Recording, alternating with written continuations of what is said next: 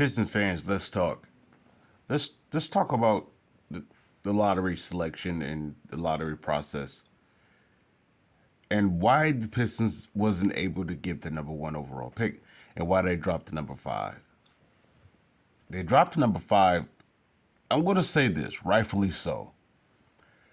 For one, because of how Detroit is as a whole, a city, I guess you could say franchise, and how it just ran. It's ran as a pushback city. You can dump anything there, right? And that's been going on since you could say the mid to late 60s. Or you even probably go before that, probably go to early 60s. But even with that said, Detroit has been like this team that you could just talk about, you could just trash, and as the decades go on, the more that they are the target for anything and anyone, whether if they're relevance or if they're of popularity, if they're part of the minority crowd of having, let's say, for the likes of an opinion, to criticism, let's say disorganized crime, if disorganized thoughts, or you could say the most horrific things you can just throw at Detroit. You could just do it there, right? All right. This is the reason why they wasn't able to get the number one overall pick. Well, for number one,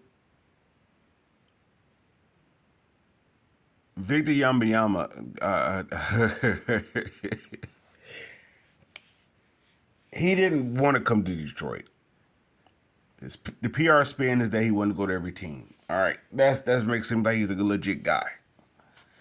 Yet he was too much money for Detroit. Now, what did the fans say in Detroit? We need Victor. That's the reason why he didn't come.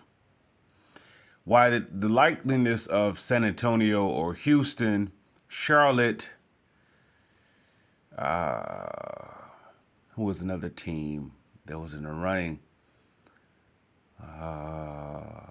Let's just stay there with those. While there was a likeliness of having him versus, okay, the Pistons, those teams don't need Victor. So which means they could thrive with Victor. In other words, Victor could thrive there. And those other cities, they don't need Victor. Their city is already thriving, like nationally. Houston doesn't need Victor to thrive. San Antonio doesn't need Victor to thrive. Charlotte doesn't need Victor to thrive, right? Well, Charlotte has Michael Jordan, so they're thriving from that perspective. Houston doesn't need it because Houston is a juggernaut by itself. It's constantly growing and expanding. And of course, you're talking about the whole the Texas Triangle thing. That's all booming. So San Antonio is the obvious choice where he can go, where he's supposed to go, is because of what the best that they can with the league, Victor, and that actual franchise or the actual franchise can actually benefit the most from. He's in a perfect spot. That is rigged, yeah. Is the lottery rigged? Yeah, you can see that it was rigged. If the Pistons have the worst and you jump down to five, and they say the likes of, let's say, Charlotte or Houston jumps ahead of them. When Houston have had the number one, number two, number three, for I ain't gonna say number one, but let's say number two, number three, so forth, and they're not jumping backwards. Portland jumped up too as well. Portland jumped up. Those teams is I don't want to say they are constantly in the running for the lottery, but none of them is taking a dive in the lottery stakes such as the Pistons have done. So That's why the Pistons are getting number one. Rightfully so. Let's say it this way. Detroit wouldn't know what to do with Victor. They wouldn't know what to do with him. Why? Because they didn't know what to do with Grant Hill. And they don't know what to do with Cade. The reason why they was able to get number one pick with Cade, because he was not like I said this from day one, he was that draft year of draft selections, nobody was on the level as a generational franchise type guy.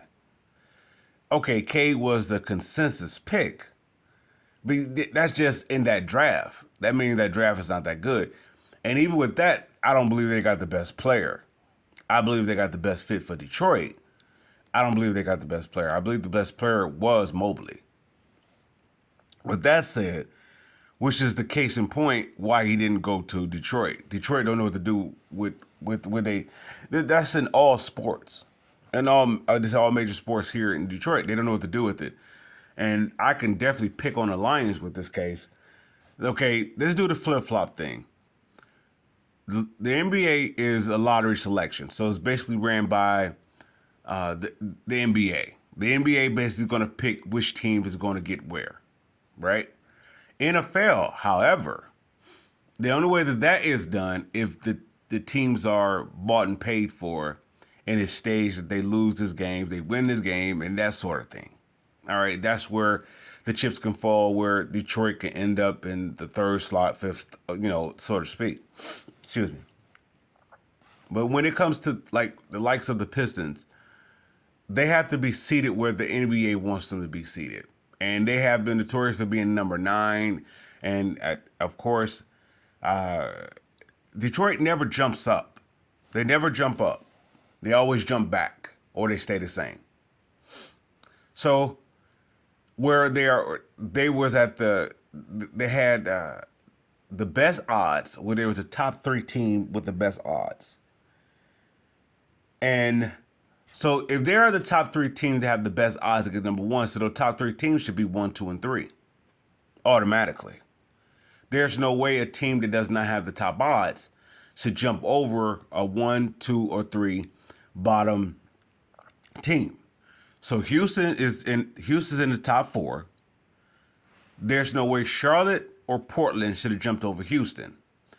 San Antonio's in the top 3 running, but that's fair. There's no way Houston or Detroit should not be a top 3 lottery team. I mean, a lottery picking team. If they have they are part of the 3 worst records. So they have the third or 3 best, or how can you say it, 3 worst or 3 best chances of getting number 1 overall pick, or at least be in the top 3. They're the 3 worst teams. They should be automatically 1, 2, and 3. Then they shouldn't. It may not be in that order. Now that may be based upon the ping pongs, but nonetheless, they're going to change the rules for that. That's how it's going to go with there. If you have the 17% chance, which 3 teams have had, of getting the number 1, they're going to change the rules for it be number 1, 2, and 3. However, the Pistons won't be in those stakes, those sweepstakes. They won't be in that position again. This is why they allowed Detroit to get the number 1 overall pick to get Cade, because that draft class wasn't really that, I want to say, that elite special. You don't have the likes of generational talent like Iverson coming out, LeBron coming out, Shaquille O'Neal coming out. You don't have nothing like that. You have the likes of who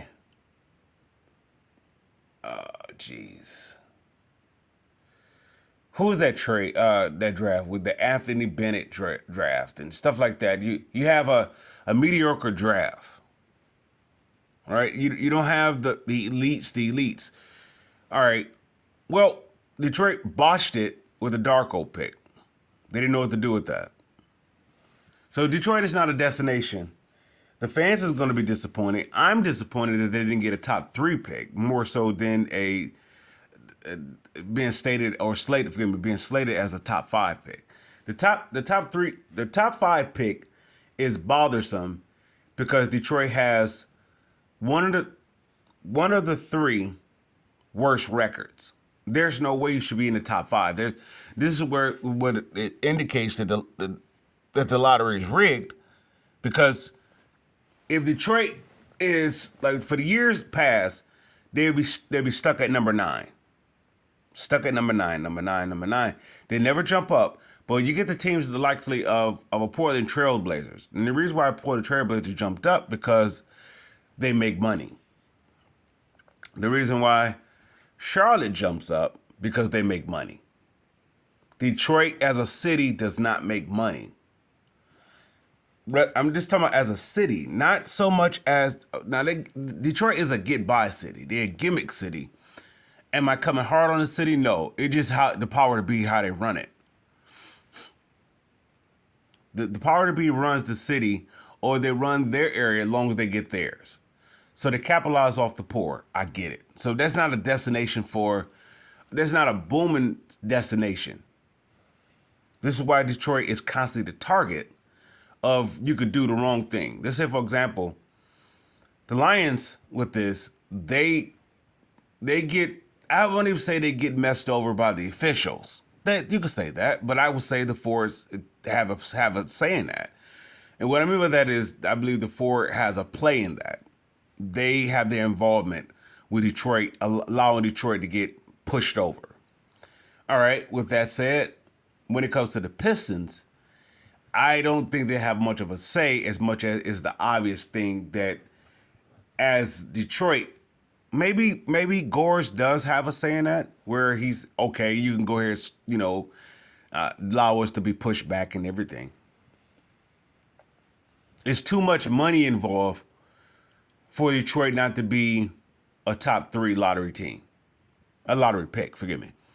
If you don't get the number one, I get that. And the reason why they don't get number one, because Detroit as a whole don't know what to do with it. Number two is that the city is not a booming city. Now, will Victor come with a foreign a fan base? Yeah, but Detroit wouldn't know what to do with that. Darko had a fan base. They didn't know what to do with it. So them not having the number two and number three pick, that's where it's most telling about the situation. Number two and number three is the reason why. Now, here's the reason why Detroit didn't get number two and number three.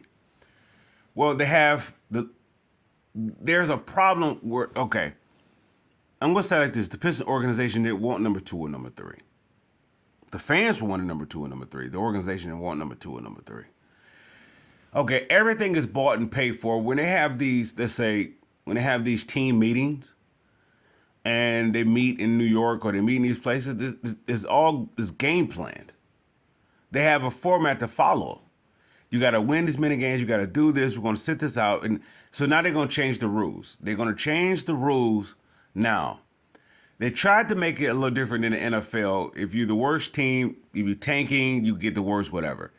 It's interesting enough in that case, the Pistons is alleged as tanking, and it end up with the worst scenario. The Lions doesn't tank, and they end up with the best possible situation, and they still don't know what to do with it. That's the point where we're making about Detroit as a whole. It has the reputation is well deserved of Detroit. Am I talking about the citizens of Detroit? No, I am talking about those that run in Detroit, the powers that be. The citizens is going to go to the form of how the structure of the power to be. So the leaders of this city. And you're talking about decades of how it's been done this way. Detroit hasn't been a really booming city, what you're going to say, the 30s, 40s, maybe the 50s. They haven't been a booming city since then. And of course, you could talk about the whole racial thing, and then that's where all you can say the deciding factor of why the city is not considered a top city. And it's not because, let's say, African Americans are bad individuals. Is that the power to be put the African Americans in a spotlight to be the bad people. So that's what I'm saying. the power to be will rig it to make it that as though they don't get this spotlight. So it's you could see it clearly, but that's my take on why the Pistons didn't get number 2 and number 3, as well as why they end up at number 5, or why they didn't get number one, 2, and 3, and why they end up at number 5. Now, Detroit has been a team that, or the Pistons have been a team that had to make a gourmet meal out of scraps, leftovers. And when they do, the NBA tries to benefit from it. They'll milk it till it's dry. That's how rigged it is. All right, the NBA did not see the going to work crew doing what they did. They didn't see that. So much so, they made their money off of it, but at the same time, they had to get rid of it. Because it was bad for the other teams. The other teams couldn't do what the Pistons do. It's like the other teams couldn't do what the Bad Boys did. They can try, but they couldn't do it. They didn't have the likes of a Isaiah Thomas or Ben Wallace to do it. So what are we saying about that? Detroit is going to have to make a gourmet meal. I don't know Troy Weaver is the guy. It's interesting enough that Joe Dumars and Isaiah Thomas are the cohorts, of they say steering those ships of those two championship teams, are actually changing the perception of Detroit. Now, look at this. What the show proof that the city doesn't, the power to be, the leaders, that is, doesn't know what to do with, I don't know, with success. They went from the whole tradition of the Pistons Bad Boys things, and they went to the Teal thing. They tried to get rid of the all that hard work that Isaiah Thomas put into it. And I'm not going, forgive me, let me not discredit Bill Laimbeer. I'm not discrediting the rest of the Joe Dumars, the Vinnie Johnsons, the Dennis Rodmans, John Sallies, James Edwards, and Rick Mahorns. I'm not discredit any of those. What I'm saying is, Isaiah Thomas and Bill Laimbeer put in a lot of work of bringing the Pistons to relevance. And what did the franchise do? They tore it down. All right? Laimbeer goes to the Shock. He builds it back up. They tear it down. Joe Dumars comes out of that crew, and he builds up the Pistons. They tear it down. So I don't know if Troy Weaver is the guy that can actually put the Pistons back to relevance. Because I don't know if he has that same fight as the likes of the stem that came from the Bad Boys or the Going to Work crew. I don't know if he have that fight in him. I want to say the likes of a Chauncey Billups may have that pushover, that skipped over, that I don't know, that Pistons DNA, of course, because he played here, but he was a part of his legacy was part of him being skipped over, even though he was a top selection in his draft class. Nonetheless, he didn't get a chance to flourish because he was pushed out of Boston. And then he was pushed out of this team because of injury, that team because of injury, because of that because of that. So he has that Pistons, that Detroit skip over mentality. I mean, to say resume. He has that, the qualifications of it. I don't know if Troy Weaver has that. I don't know. That's what makes me, now don't get me wrong. He has brought in some talent, and I will never discredit what he brought in here or the job that he has done. That I'm taking what the league won't give me or what I earned from the league. I don't know if he have that mentality. We'll see it in this offseason, from free agency, let's say trades possibly, and even the draft. We'll see it there. Now, Charlotte and Houston jumping over the Pistons. That's how you could say that it's rigged. Now, Houston, I won't say Houston. I'll say Charlotte and Portland. Let's say that way. Forgive me. Charlotte and Portland. That's how you could tell that it's rigged. That they both make those two cities make money. Detroit doesn't make money. This is why, if you notice, Portland always gets the top free agent talents. And why did Charlotte get the jump over the Pistons? Because of Michael Jordan. Not because Michael Jordan is not just a name, a recognizable name. He's a brand that constantly makes money, and he makes the league money. The Pistons as a brand does not make the league money, and when they do, the league wants to discredit it. They capitalize off of it, but they discredit. Now, is it going to have them to change their perspective, or the outlook of how the Pistons as an organization is? No, the league is not going to change it. They're not going to change it. Detroit will always be the team, always be a team that it will be a target for people to mess over. You can do your worst stuff here, even though Chicago should be in that category too as well. But yet Chicago somehow turned it around, and they was able to. I guess you could say they lucked out and get the Michael Jordan thing. But you have the likes of the Chicago Bears. They do well. I don't know how. Who is that? The Blackhawks. I don't know how they do. The White Sox and the Cubs. I don't know. So that's what I'm saying. But as a city, Chicago does well. They have of course, you could say two sides. You have the West Side and South Side. I mean, forgive me, West Side. You have the North and South Side. So you could say, this or that, but they should still be in the same pot as the Pistons. If the Pistons is part of a negative hit, Chicago should be equally as well.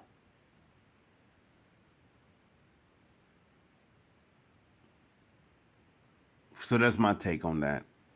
Now, to close out, what are the Pistons going to do? They already okay. They picked and they have possible trade assets and they have money.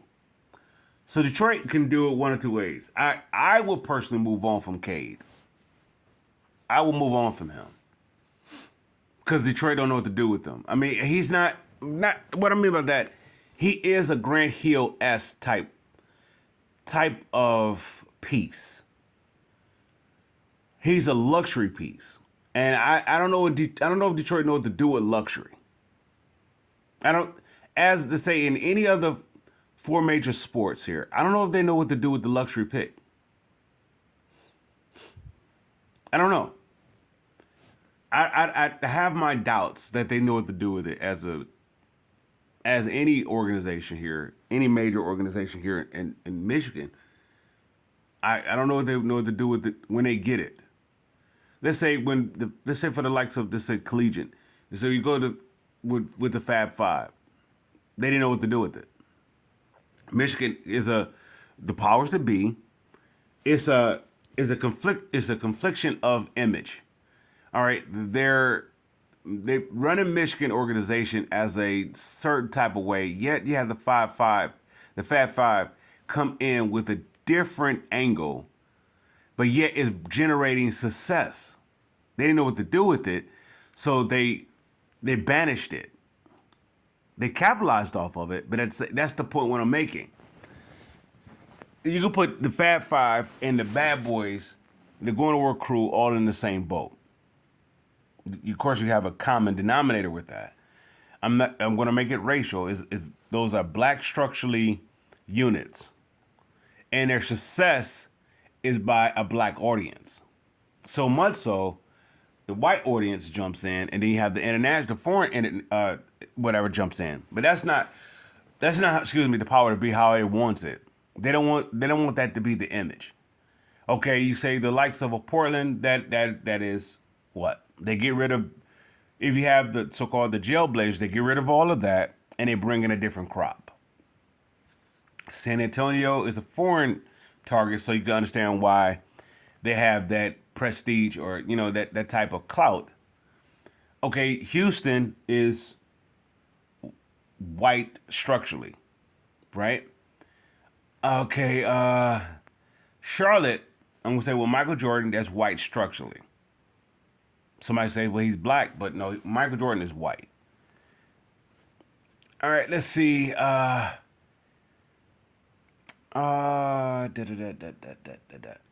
So that's the reason why one would say why the Pistons is not there and why they won't get there. And of course, the only one that's complaining about this thing is not white people. The white people is not complaining about that the Pistons got rigged. Now, what I mean by that, now you may have some content makers, some YouTube content makers that may be white that may say that, but that's for a headliner. They still have to sell. If they're if they're if they use the Pistons or the Lions or any Detroit team as an outlet to be as a what is the term I'm looking for? I don't want to call it entrepreneurship, but if they use it as a coin to generate capital, it's one of those. Detroit is one of those things I could do it too type deal. So if you have, I'm targeting this to the content makers, and it's interesting because you have two types of Detroit content makers. You have those who are starving, and then you have those who are not starving. And with those who are not starving, they're looking to capitalize. This is why they'll be the most negative about the things that Detroit do. They'll be the most negative. And when Detroit is successful at something, they jump on the bandwagon. That's what I mean by the white content makers. Then you have the black content makers who are starving. So it becomes a thing, I can do it too. So they jump on board, I can make some money off of this.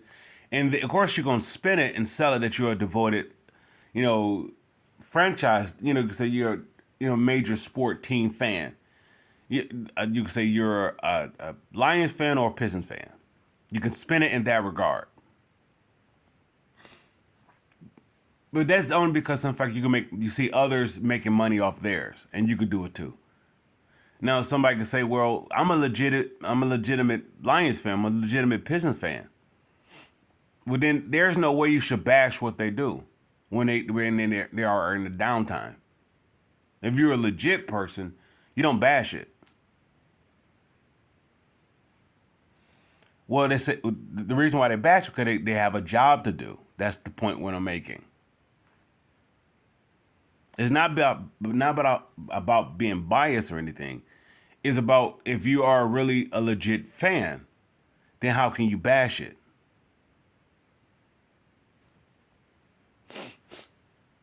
There's a positive in it, but at the same time, somebody may say, "Well, that's not realistic." Realistic is that how the power to be there runs it, or is running it, or how it ran it. That's where it becomes realistic. But that's where, if you notice, the content makers don't target that as much because that's the money. If you target like those the power to be that run it, then that's going to take away your fan base, because your fan base, you can say your minority fan base is like maybe like let's say 40%, 30 to 40%. But your major fan base is that you want to go outside of that those parameters.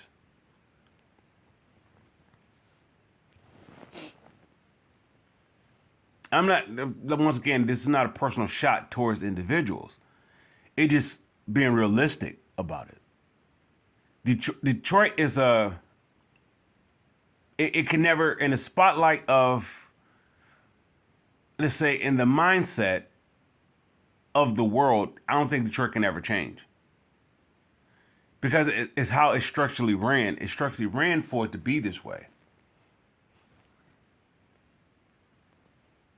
Okay, let's say, folks, let's close with this. The YouTube content makers, they have the position to be the voice of the people. Instead of that, they jump on the side of those the power to be.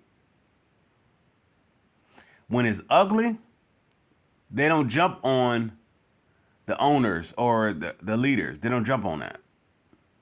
They may say a segment about it, but they don't jump on and stay on it. Just say it this way. The Lions haven't won a playoff game since 91. Why is that not a topic? A constant topic. Because they will be pointing fingers at the power to be. So that means the content makers or the media is bought and paid for. You could talk about it here and there, but that should be a common topic. You haven't won since 91. But yet what is more talked about is that your general manager has the number 6 pick and he trades down and ends up with a running back. But yet your needs is defense. Now, of course, he's going to switch it up to make it look right. He's going to make some trades. He's going to get this in here to make it seem like it's part of the plan. But it's part of what I'm saying. The Forest organization doesn't want a certain type. They don't want the Fab Five type. They don't want the going to work type. They don't want none of that stuff. They don't want that type of I had enough, you pushing me over, running me down type of approach. They disguise it as that, as how can I say it? It will be disguised as we're the villains, but you haven't done anything to be a villain. It's me against the world. The Lions as an organization haven't done anything to be picked on. The fans can say, well, they've been cheated out of games. Well, then that's the organization problem. But the content makers won't point out that the Fords don't have a gripe against that. Because the reason why they don't have because they follow in line. If they stay on the force long enough, that's the majority of their I want to say their subscribers.